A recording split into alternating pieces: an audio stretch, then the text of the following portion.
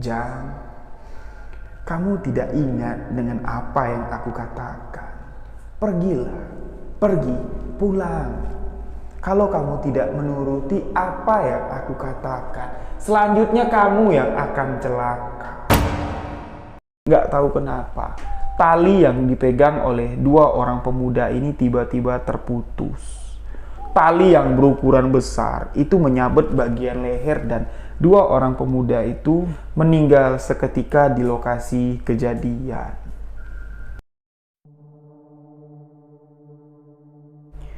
Bismillahirrahmanirrahim. Assalamualaikum warahmatullahi wabarakatuh. Kembali lagi bersama saya Rio Wijaya di sebuah kisah misteri.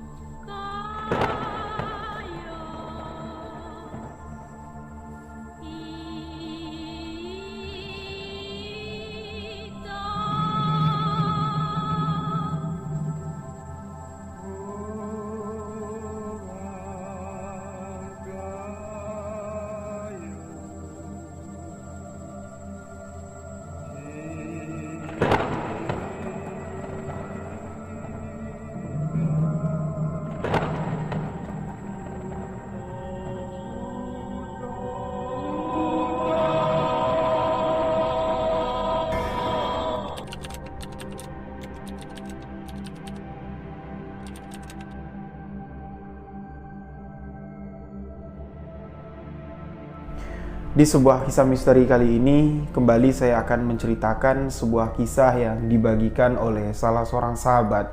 Kisah yang dikirimkan ke alamat email sebuahkisahmisteri@gmail.com. Sahabat yang mengirimkan kisah ini bernama Rahmat. Beliau ingin menceritakan sebuah kejadian misteri yang beliau alami.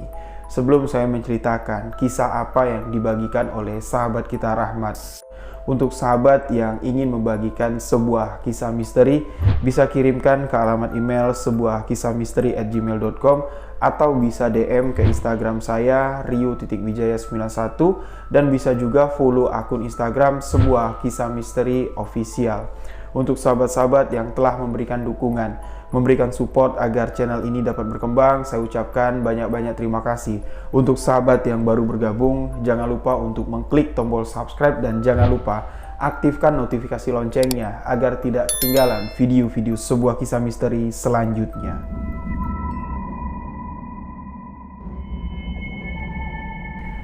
Jawa Barat, 1994.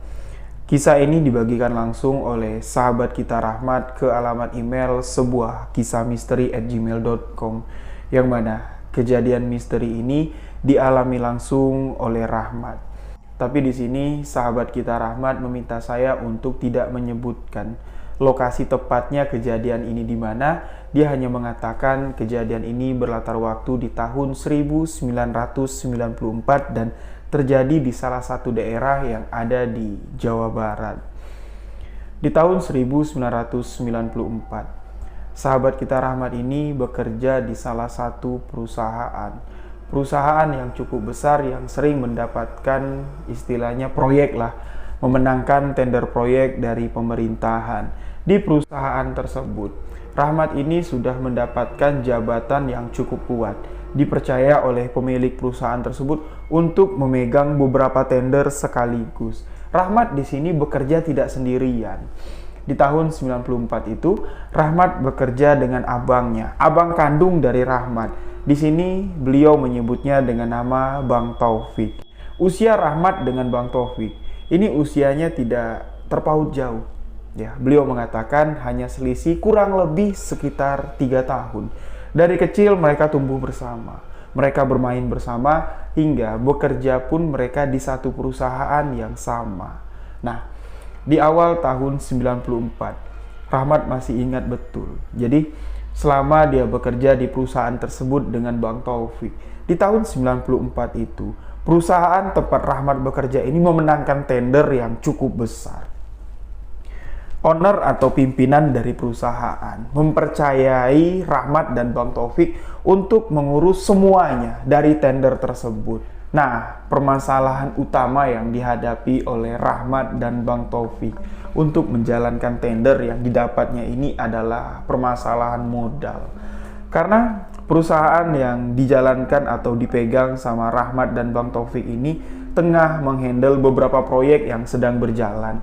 Jadi otomatis uang kas atau uang yang dapat dikelola untuk menjalankan proyek yang baru ini ya nggak cukup lah. Karena proyek yang mereka pegang ini memang boleh dikatakan mega proyek di tahun 1994. Pemilik perusahaan atau owner dari perusahaan tersebut mempercayai Bang Rahmat dengan Bang Taufik ini, ya silakanlah kalian bikin proposal, kalian ajukan proposal ini untuk mencari investor. Sistemnya nanti sharing, kalian bikin di situ berapa profit yang didapat dari tender ini kalian bagilah dengan perusahaan atau investor yang berani menjaminkan uangnya untuk menjalankan proyek ini yang dipinta oleh si pemilik perusahaan tempat Rahmat dan Bang Taufik bekerja.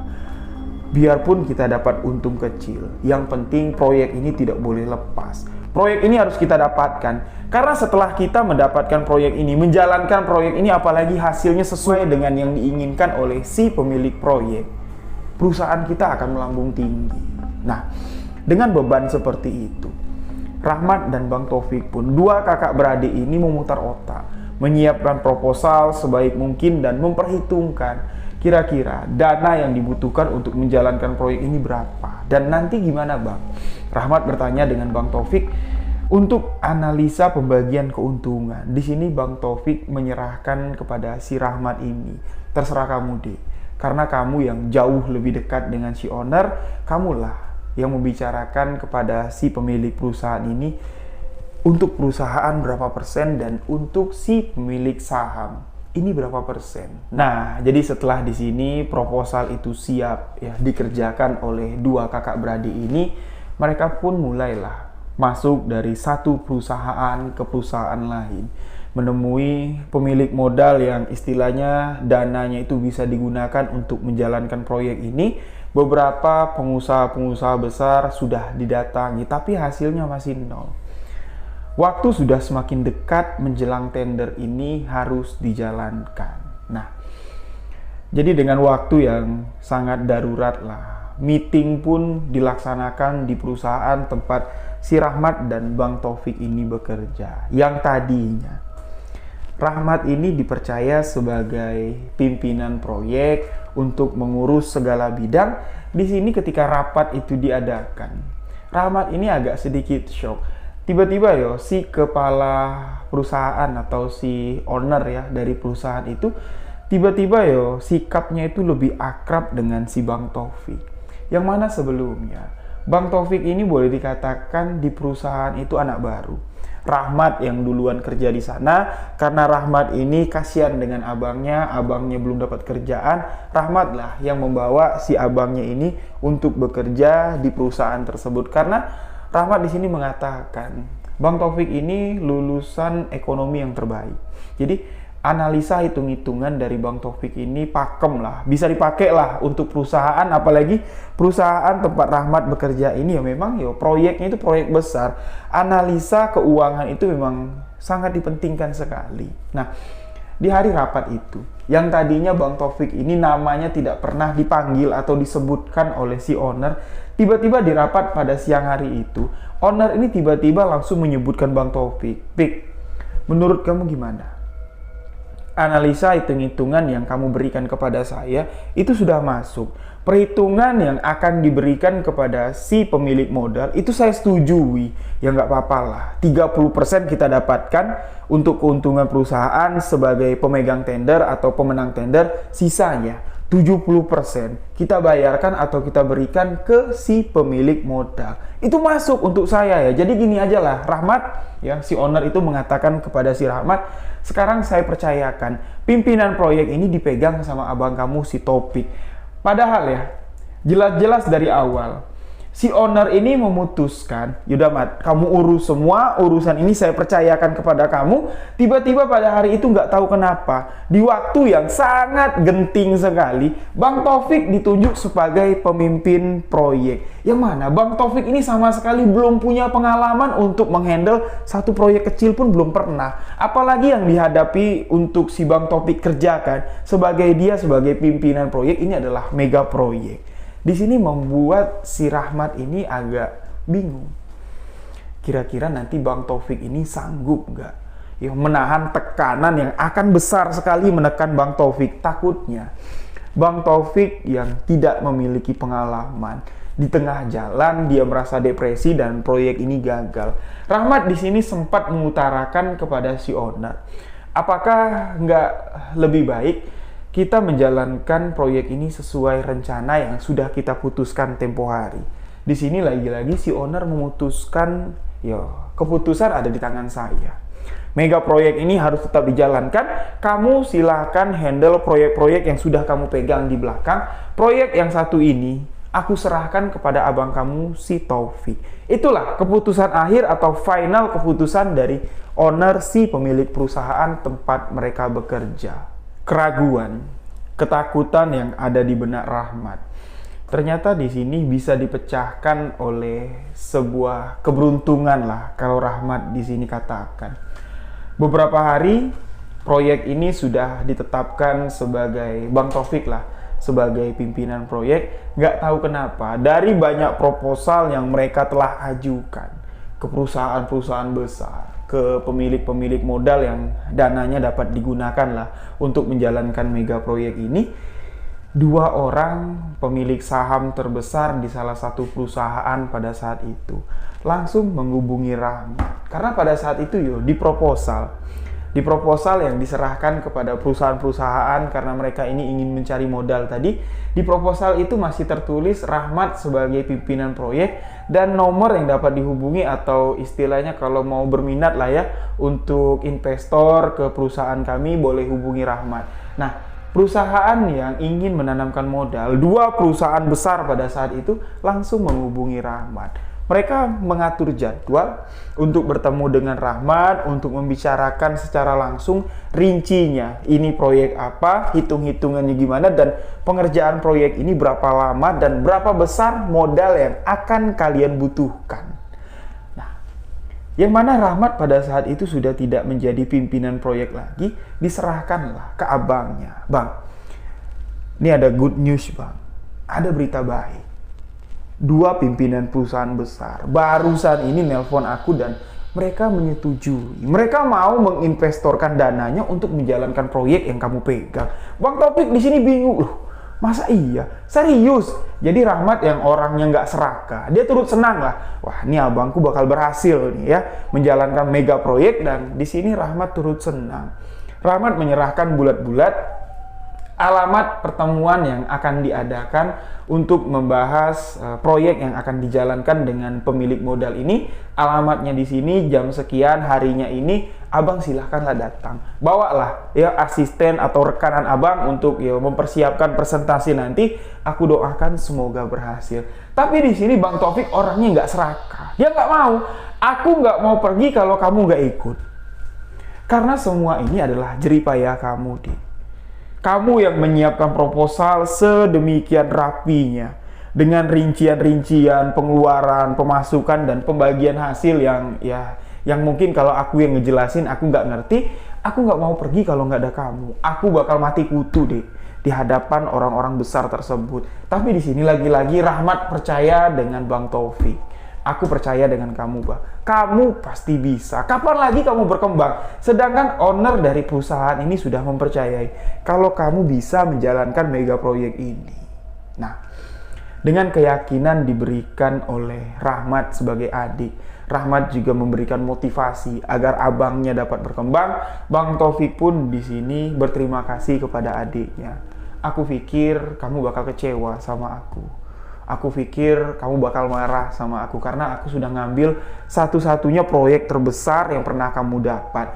Di sini Rahmat tertawa mendengar apa yang dikatakan oleh abangnya. Rahmat pun mengatakan kepada abangnya, Bang, Sukses kamu yo, sukses aku juga. Kalau kamu gagal yo, kehancuran juga untuk aku. Nah, singkat cerita di sini, Bang Taufik pun pergilah dengan seorang asisten, seorang wanita. Di sini Rahmat tidak menuliskan di cerita ini namanya siapa, tapi peranan wanita ini cukup penting lah. Jadi kita beri saja nama karakter wanita yang menemani Bang Taufik pergi atau menjadi asisten pribadi dari Bang Taufik ini bernama Ita. Ita seorang wanita muda, ya, baru lulusan SMK pada saat itu, bekerja dengan Bang Taufik. Setelah Bang Taufik ini diangkat sebagai pimpinan proyek, Ita berangkatlah pergi dengan Bang Taufik untuk menemui si investor.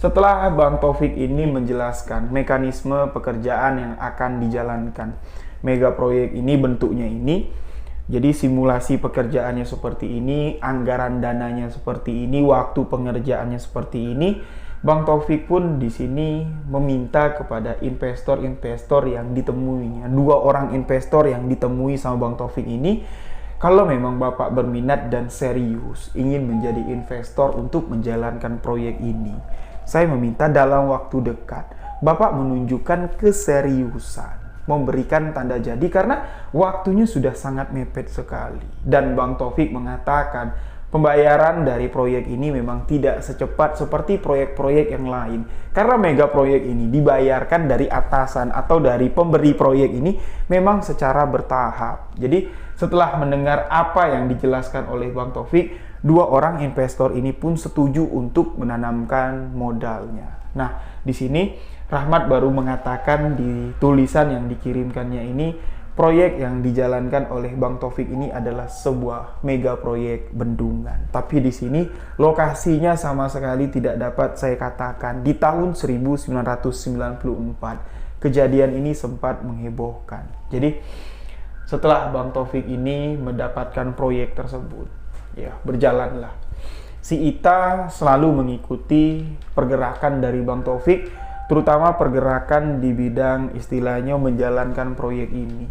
Rahmat pun mendapat istilahnya beberapa tambahan cerita dari perjalanan Bang Taufik menjalankan proyek ini. Kejadian-kejadian yang janggal yang dialami oleh Bang Taufik ini didapat oleh asisten pribadi Bang Taufik yang bernama Ita. Beberapa hari setelah dana dari si investor ini cair, Bang Taufik di sini diajak pergi ke luar negeri oleh si pemilik perusahaan. Memang ketika keberangkatan Bang Taufik pergi ke luar negeri dengan si pemilik perusahaan, di sini menuai istilahnya pro dan kontra lah dari beberapa rekanan kerja dari Bang Taufik, ya, beberapa rekanan kerja dari si Rahmat ini. Karena mereka yang notabene sudah bertahun-tahun, bahkan ada yang puluhan tahun bekerja di perusahaan tersebut,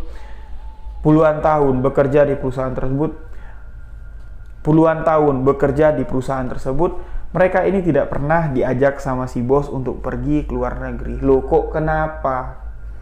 Bang Taufik yang notabene anak baru, yang baru menjalankan satu proyek saja, diajak bos jalan-jalan. Ini membuat pro dan kontra dan sedikit menjadi, ya, permasalahan internal lah dalam perusahaan tersebut. Tapi yang namanya keputusan bos, tidak ada yang dapat membantah. Mereka pun berangkat ke luar negeri, tepatnya mereka ke Hong Kong, ya, istilahnya liburan lah sebelum mega proyek ini dijalankan sama Bang Taufik.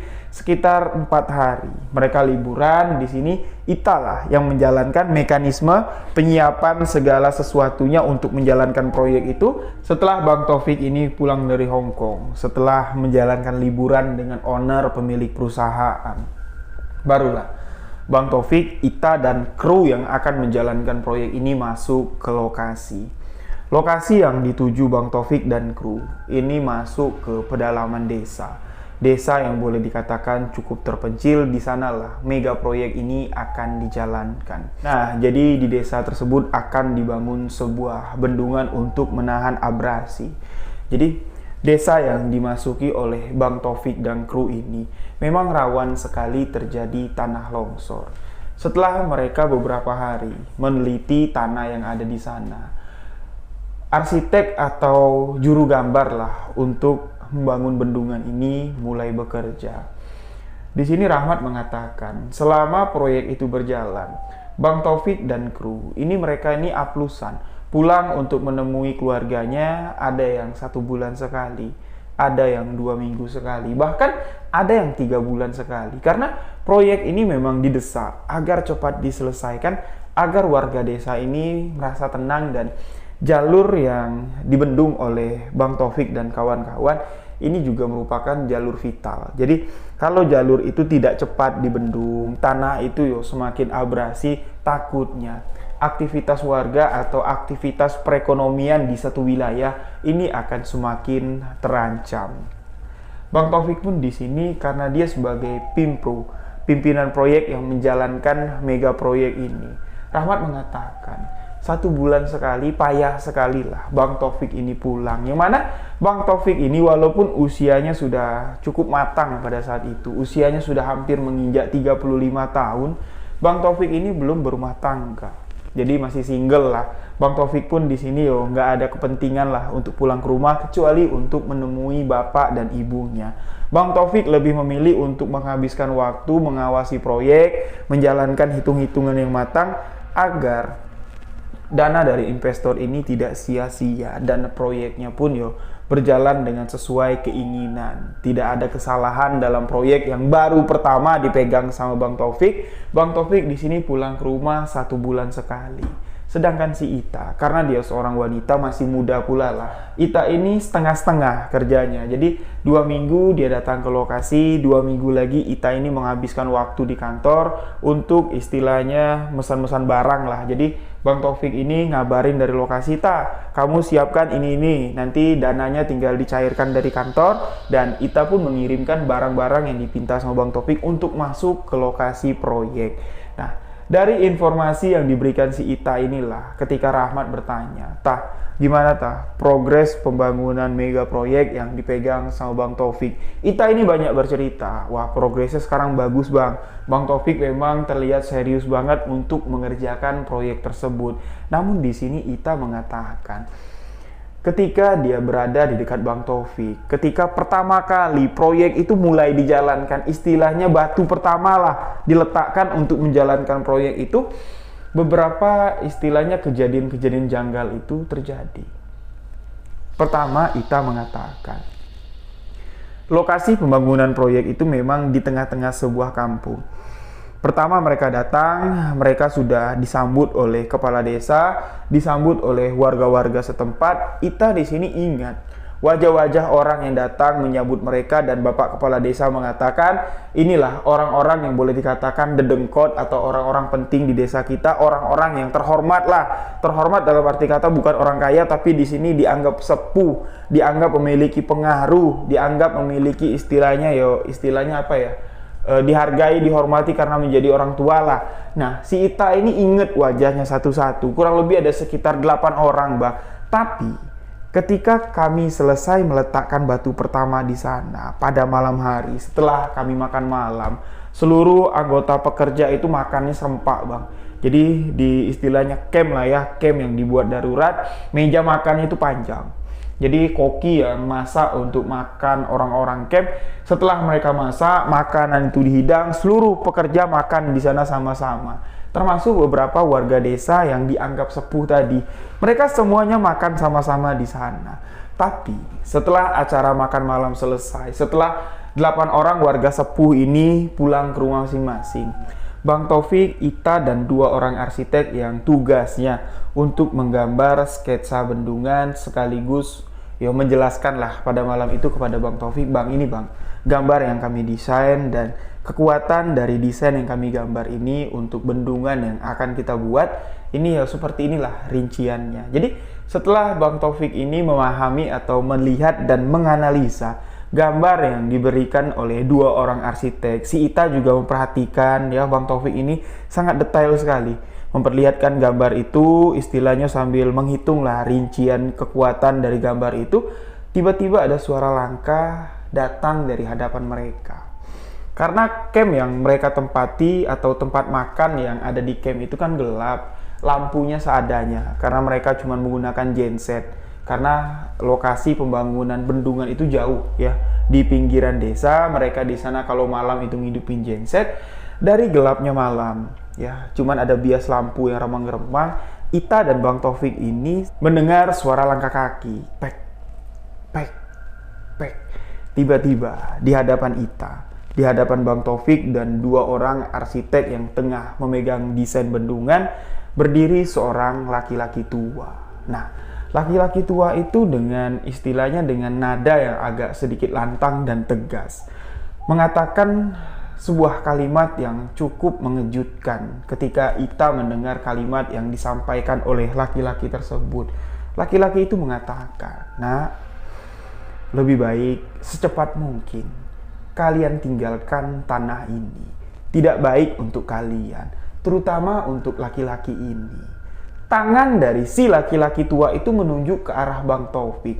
Bang Taufik yang ditunjuk seperti itu kaget.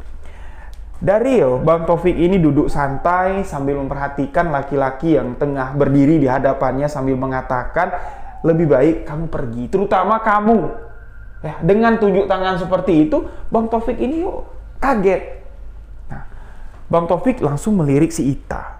Ita pun langsung menatap Bang Taufik. Ketika mereka kembali meluruskan pandangannya, laki-laki tua itu seolah-olah menghilang dari hadapan mereka.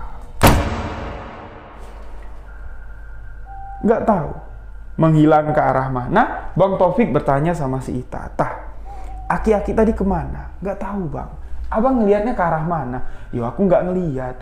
Tiba-tiba setelah aku ngelihat kamu, aku ngelihat ke depan, sosok laki-laki tua itu sudah tidak ada lagi di hadapan kita."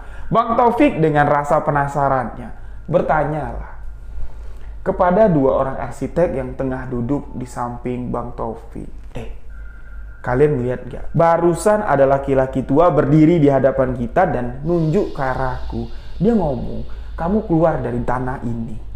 Nah, dua orang arsitek yang duduk di samping Bang Taufik mengatakan, "Bang, dari tadi kami nggak ngeliat siapa-siapa. Cuman ada kita berempat di lokasi ini." Bang Taufik dan Ita di sini tambah bingung dengan kejadian yang dialaminya pada saat itu. Nah, setelah sosok laki-laki itu menghilang dari hadapan mereka, Bang Taufik sudah bertanya kepada dua orang arsitek yang ada di sana. Si Ita ini kembali bertanya kepada Bang Taufik, "Bang, masa iya cuman kita berdua yang melihat sosok laki-laki tadi?" Bang Taufik di sini sama sekali nggak bergeming lah. Takutnya di sini kalau Bang Taufik mengatakan kalau sosok laki-laki itu adalah sebangsa makhluk halus, Ita yang notabene masih anak remaja, ya, yang istilahnya takut lah dengan hal-hal seperti itu. Terlihat dari jawaban Bang Taufik, Ita katakan, Bang Taufik cuma mengatakan, cuman perasaan kita aja, atau mereka itu matanya sedang seliweran nggak tahu kemana. Masa iya nggak melihat orang yang jelas berada di hadapan kita? Seolah-olahnya Bang Taufik ini nggak usah kamu pikirin lah, tak. Ya, kita fokus sama kerjaan kita. Itulah inti dari jawaban Bang Taufik atas pertanyaan si Ita.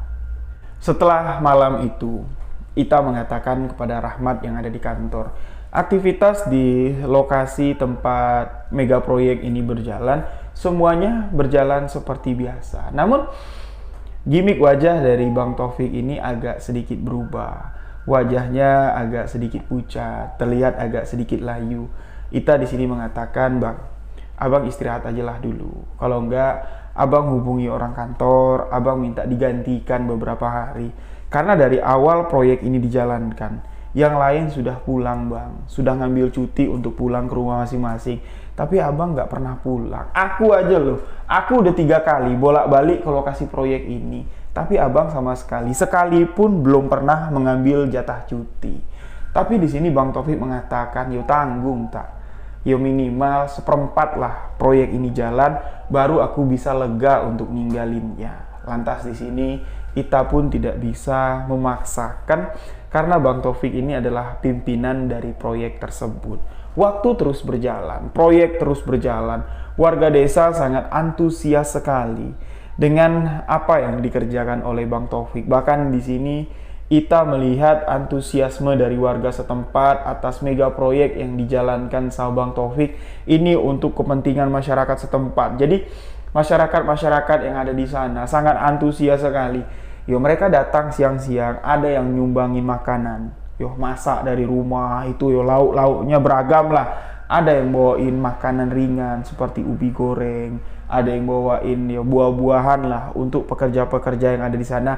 Bahkan di sini beberapa ibu-ibu istilahnya nyagilin ya atau godain Bang Taufik ini, mengenalkan anak-anak gadisnya untuk dikenalkan kepada Bang Taufik, karena mereka di sini tahu kalau Bang Taufik ini pimpinan proyek dari Mega Bendungan ini ya masih single. Jadi mereka istilahnya mau ngenalin anaknya, mana tahu jodoh, tapi Bang Taufik sama sekali nggak berpikiran ke sana. Dia tetap fokus dengan arah tujuannya agar mega proyek ini cepat selesai dan dia bisa pulang. Itulah yang dilihat Ita selama Ita bekerja dengan Bang Taufik di lokasi proyek tersebut.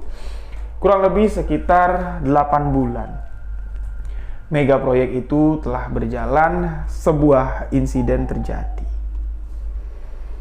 Bang Taufik sebagai pimpinan proyek yang ada di sana merasa sangat bersalah sekali atas kejadian ini. 8 bulan setelah semua desain ini rangkum dirancang, pancang-pancang sudah dipasangkan, mega proyek ini sudah terlihat bentuknya itu bakal jadi kemana. Dengan waktu 2 tahun, proyek ini harus selesai. Yang mana kalau tidak selesai dalam waktu 2 tahun, perusahaan yang dijalankan oleh Bang Taufik ini akan kena penalti, akan dikenakan biaya penalti yang sangat besar sekali. Nah, dengan pemikiran Bang Taufik sebagai pimpinan dari proyek tersebut, dia nggak mau lah perusahaannya harus membayar penalti yang besar. Dia pun menyuruh Ita mengajukan kepada pimpinan untuk menambah istilahnya pekerja lah. Tapi di sini pimpinan dari perusahaan mengatakan, Pik, daripada kita mendatangkan pekerja dari luar, lebih baik kamu menyerap SDM yang ada di sana. Pemuda-pemuda yang ada di sana yang mau bekerja, yang memiliki keterampilan untuk istilahnya keterampilan pekerja bangunan lah, yang memiliki basic kerja bangunan, kamu rekrut sebanyak mungkin. Pertama, biayanya jauh lebih murah, upahnya jauh lebih murah, karena orang yang kita datangkan dari kota itu biayanya pasti akan mahal. Mereka akan minta upah mahal. Sedangkan kalau kamu menyerap tenaga warga desa di sana, pertama, warga desa yang ada di sana pasti akan senang. Anak-anak mereka mendapat pekerjaan dengan alasan yang diberikan oleh owner untuk menyerap tenaga kerja atau pemuda-pemuda yang ada di sana. Bang Taufik pun mulai merekrut sekitar 40 orang. 40 orang pemuda yang berasal dari desa setempat bekerjalah menjadi buruh, ya istilahnya buruh lepas harian lah. Mereka digaji harian untuk membangun mega proyek tersebut. Satu kejadian terjadi yang membuat Bang Taufik ini sangat terpukul sekali. Nggak tahu kecelakaan ini bermula dari mana. Bang Taufik pada saat itu mengaku kalau dia lengah memperhatikan pekerja-pekerja yang ada di sana. 2 orang pekerja yang berasal dari warga setempat, 2 orang pemuda yang berasal dari warga setempat ini meninggal dunia. Meninggal dunia dalam kecelakaan kerja di mega proyek tersebut. Ketika salah satu tiang pancang ditanamkan, 2 orang pemuda ini yang ditugaskan untuk mengarahkan, memegang tali ya. Jadi tiang pancang itu dengan alat berat kan digantung. Lubangnya sudah disiapkan. Beberapa pemuda yang ada di sana atau beberapa pekerja yang ada di sana dengan memegangkan tali itu mengarahkan agar tiang pancang itu untuk masuk ke dalam lubang yang sudah disediakan. Nggak tahu kenapa tali yang dipegang oleh 2 orang pemuda ini tiba-tiba terputus. Tali yang berukuran besar itu menyabet bagian leher dan 2 orang pemuda itu meninggal seketika di lokasi kejadian. Dengan kejadian ini, perusahaan yang dikelola atau yang dijalankan oleh Bang Taufik memang memberikan uang santunan atas kecelakaan yang telah terjadi. Tapi di sini tidak membuat warga atau keluarga dari korban ini tinggal diam. Dengan adat istiadat yang ada di sana, warga setempat meminta Bang Taufik untuk menghentikan sementara pekerjaan yang dilakukan di mega proyek, karena mereka di sana ingin menelisik atau ingin menelusuri kejadian ini benar nggak, ini kecelakaan kerja atau ada hubungannya dengan lelembut yang ada di sana. Karena memang dari awal secara ritual adat. Semua prosesi yang disarankan oleh tua-tua kampung, oleh kepala desa, seperti adat istiadat setempat lah, itu sudah dijalankan oleh Bang Taufik. Pertama kali, peletaan batu pertama atau pekerjaan pertama yang dilakukan Bang Taufik dan kawan-kawan. Bang Taufik sudah melakukan ruwetan, sudah memotong seekor kambing. Kepala kambing itu ditanam di letak atau di batu pertama yang ditaruh sama Bang Taufik. Untuk pekerjaan proyek tersebut sudah dilakukan, tapi kok kenapa masih ada gangguan yang bisa merenggut nyawa? Inilah tua-tua kampung dan kepala desa untuk meminta Bang Taufik ini menghentikan sementara pekerjaan proyek. Bang Taufik yang tidak bisa menolak permintaan dari tua-tua kampung, menghentikan beberapa hari pekerjaan proyek dan proyek itu dikosongkan. Tua-tua kampung dan kepala desa mulai di sini melakukan ritual adat untuk menelisik, mencari tahu sebenarnya kematian 2 orang warga desa, pemuda warga desa yang ada di sana, ini benar nggak kecelakaan kerja atau memang di sini ada gangguan dari makhluk gaib. Ketika acara ruwetan atau istilahnya acara mediumisasi lah, secara adat dilakukan, tua-tua kampung dan beberapa praktisi paranormal lah yang mengerti tentang hal-hal gaib mengatakan kepada Bang Taufik, kekuatan gaib yang ada di sini sebenarnya menolak untuk mega proyek ini dijalankan. Karena ketika mega proyek ini dijalankan, bendungan itu dibangun, itu akan menghalangi pintu masuk dari alam manusia dan alam gaib. Dan paranormal itu mengatakan banyak sekali rumah-rumah dari bangsa gaib kalian hancurkan ketika kalian membangun mega proyek ini.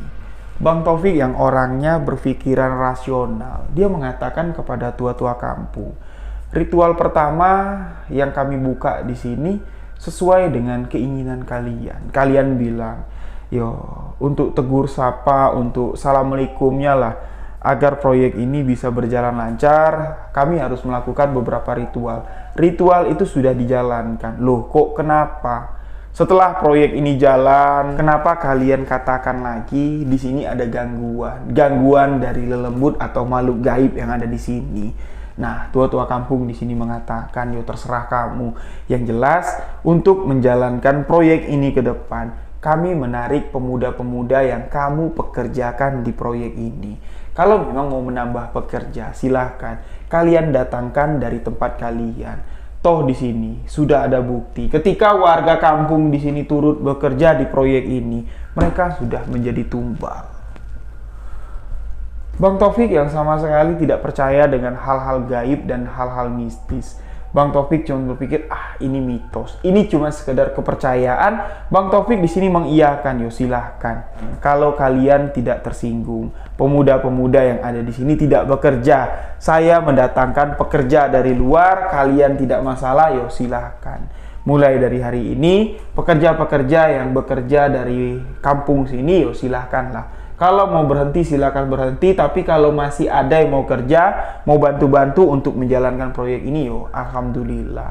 Nah, singkat cerita di sini, Bang Taufik pun mengirimkan pekerja-pekerja yang cukup handal, pekerja-pekerja yang sudah biasa dipekerjakan Bang Taufik untuk menjalankan proyek-proyek lain. Di sini datanglah dari kota menjalankan proyek tersebut. Tadi kan 8 bulan. Dari awal proyek ini berjalan, di sini sudah memakan 2 orang tumbal.